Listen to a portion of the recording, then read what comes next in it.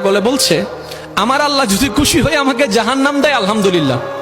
এবার শিক্ষিত সমাজ যারা আমাদের মতো কিছু আছে না, বেশি পণ্ডিত, এবার যাই বলতেছেন আসলে সবাই চাই জান্নাতে যাইতে, এই পাগলে চাই জাহান্নামে যাইতে। কত বড় গাদা। পাগলে মুস্কি হেসে বলে যে হ্যাঁ ঠিকই বলছেন, আপনাদের মতো সুস্থ আমি হতে চাই না, এই পাগলেই থাকতে চাই। এবার তাদের একটু টনক লটলো, কই কেন? সবাই চাই জান্নাত, তুমি চাচ্ছ জাহান্নাম।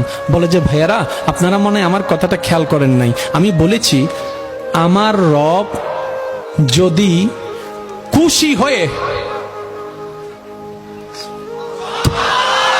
আমার রব যদি খুশি হয়ে আমাকে জাহান্নাম দেয় আমি সেটাও নিতে রাজি। বলে যে এখনো বুঝলাম না। পাগল বলে জ্ঞান দিয়ে রবের বিষয় বোঝা যায় না, দিল দিয়ে বুঝতে হয়। আরে শুনো, রব যখন খুশি হয়ে যাবে জাহান্নামটা জান্নাত হয়ে যাবে, রব যখন নারাজ হয়ে যাবে জান্নাতটা জাহান্নাম হয়ে